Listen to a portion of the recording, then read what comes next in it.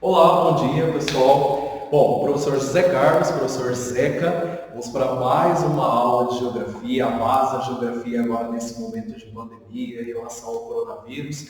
Uma diferença, uma novidade, uma aula virtual, vocês aí em casa, nesse momento de isolamento que é muito importante para a gente dar continuidade ao conteúdo em relação à disciplina de geografia. Só para deixar uma coisa muito clara, durante as aulas eu divido frente com a professora Rafaela e durante as aulas, de modo virtual, eu irei ministrar todas as aulas relacionadas às turmas do terceiro ano, segundo ano A e segundo ano B, ok? Bom, para a gente dar início, eu irei trabalhar o capítulo número 5. O capítulo número 5 que aborda as questões relacionadas às desigualdades, os vários tipos de mundo. Mas como assim vários tipos de mundo? Não vivemos em um mundo apenas, em uma base de regionalização? O que acontece? Para facilitar a compreensão do planeta, para melhor absorção e até mesmo o trabalho do poder público, o planeta Terra ele é regionalizado, assim como territórios de menor proporções. Exemplo, território brasileiro. O Brasil é regionalizado em 5 regiões político-administrativas: região norte, nordeste, centro-oeste, sudeste e sul. O poder executivo do Brasil, ele tem toda a classificação diária para favorecer melhor a administração. O continente americano, pela sua grande extensão, ele também pode ser regionalizado, seja em 3 contextos, na visão americana, América do Norte, América Central e América do Sul, ou até mesmo uma regionalização histórica e cultural, de acordo com o processo de regionalização América anglo-saxônica e América Latina. Portanto, regionalização, vem do âmbito de classificação, de assimetria, de característica diária, porque elas são realizadas justamente para selecionar da melhor forma e poder analisar cada território de acordo com as suas características, sejam elas características geográficas ou sejam características sociais, ok? Então, para a gente continuar, a gente dar início a toda essa base, é importante destacar os períodos de regionalizações e as ordens mundiais que acompanharam todo esse processo. Nós temos aqui 3 regionalizações muito importantes.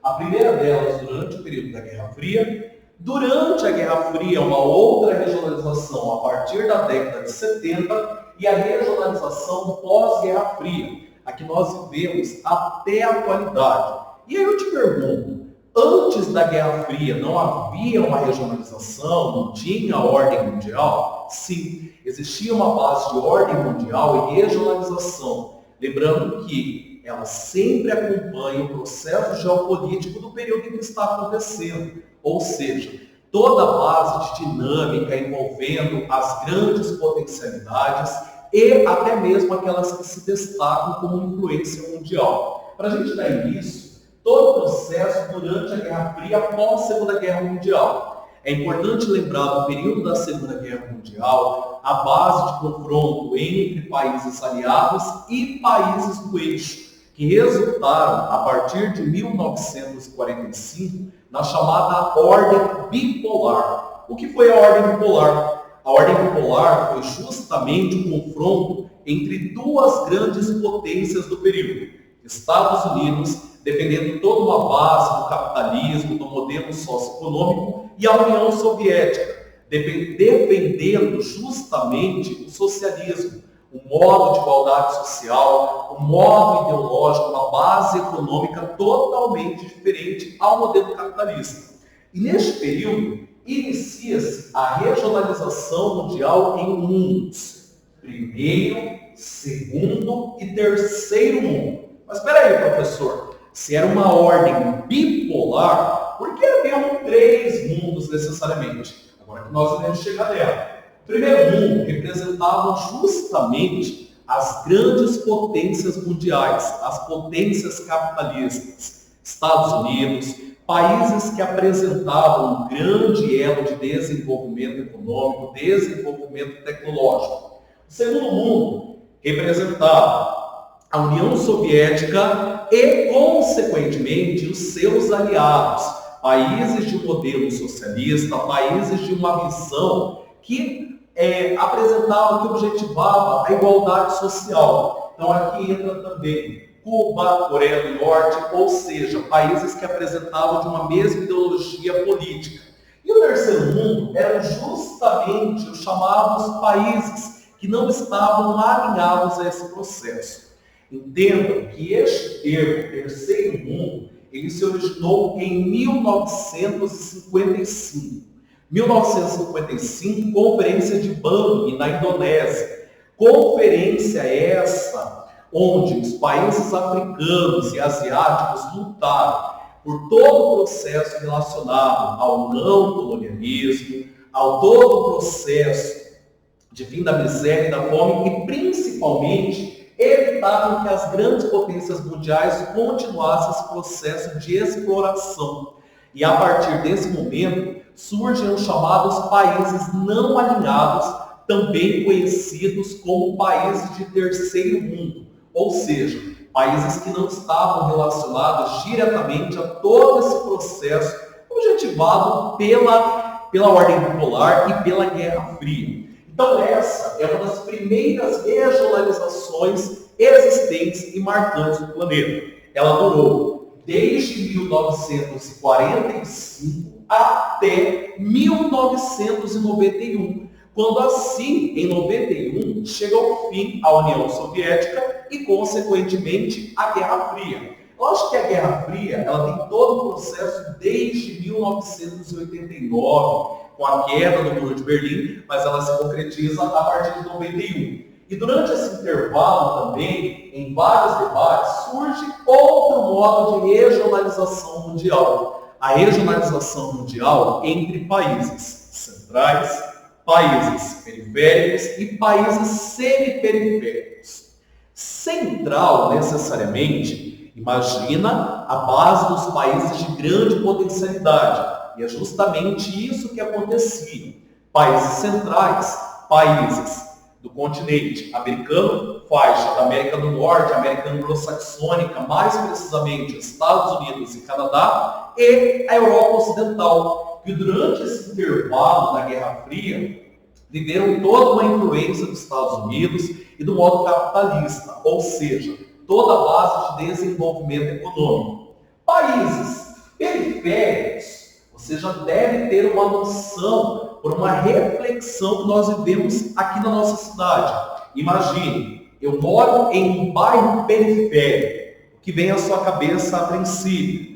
Um bairro de grande marginalidade social, um bairro que não tem uma grande atenção do poder público, ou seja, uma base mais afastada do centro e com grande precariedade social. E é justamente essa base de classificação. Então nós temos os países centrais como grandes potências mundiais e países periféricos, países pobres, carentes de amparo econômico e social.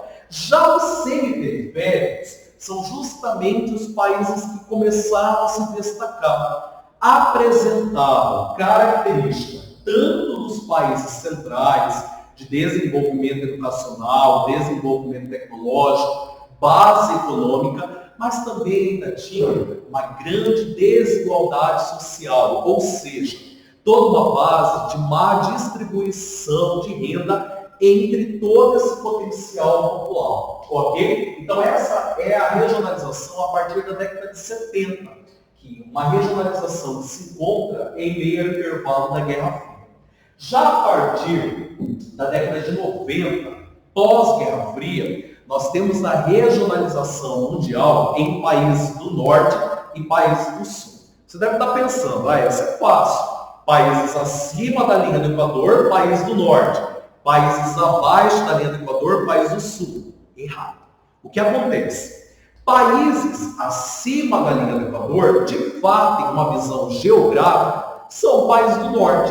Mas nessa regionalização pós-Guerra Fria, em uma ordem multipolar ou unimultipolar, que varia de acordo a imagem que cada autor transfere para nós, é uma imagem de países desenvolvidos e subdesenvolvidos, ou seja, países do norte, países de grande potencialidade econômica, social, países que se destacam no elo tecnológico. Exemplo, em meio ao continente americano, quais são os países que representam esse norte?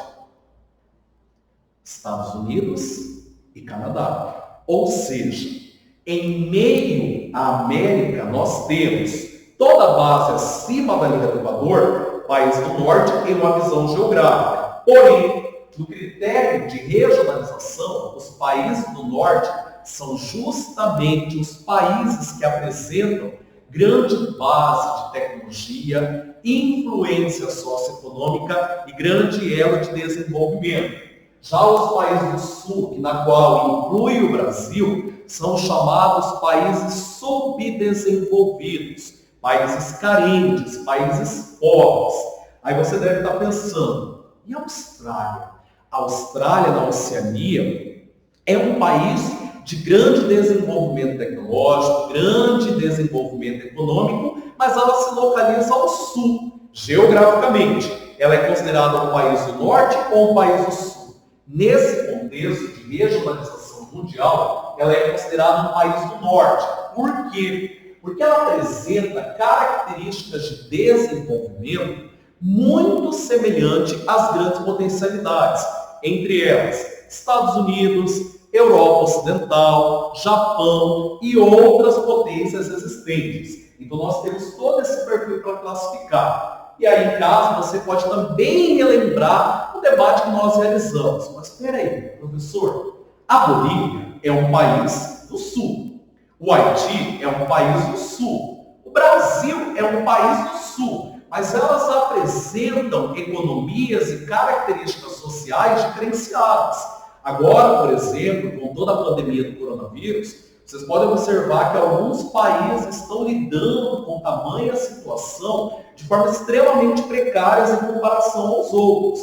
Enquanto os Estados Unidos está se desempenhando muito para garantir respiradores e outros meios que possam suprir a necessidade do país, o Equador sequer tem onde enterrar o cadáver das vítimas do coronavírus. Então, por aí você já percebe uma característica diferenciada. E isso também acontece entre os chamados países do sul. Dessa forma foi criado o termo emergentes ou países em desenvolvimento. Para destacar esses países em desenvolvimento, nós precisamos lembrar do processo de industrialização mundial. Os países do norte são aqueles que apresentam industrialização pioneira, ou seja, marcadas pela primeira e segunda revolução industrial. Já os países emergentes apresentam uma industrialização mais lenta, chamada de industrialização tardia, que veio acontecer recente a partir do século XX. Então nós temos os países emergentes como os países do sul, mas que apresentam um âmbito econômico de desenvolvimento. E dentre os países emergentes, nós podemos citar 5 que se destacam nos últimos anos: Brasil, a Rússia, a Índia, a China e a África do Sul, os chamados BRICS. Mas, professor, o BRICS não acabou, não tem um debate que o BRICS acabou. Não, o BRICS ele não chegou ao fim. O que acontece? 2 países em meio aos BRICS, eles vêm ganhando um destaque internacional muito grande, o que favorece uma atração de investimentos mais elevados. Entre eles, nós temos a Índia e a China. Nós veremos com maior tranquilidade na aula seguinte. Mas para falar sobre o BRICS, nós precisamos destacar esses 4 anos, 2001, 2006, 2011 e 2014. O que acontece?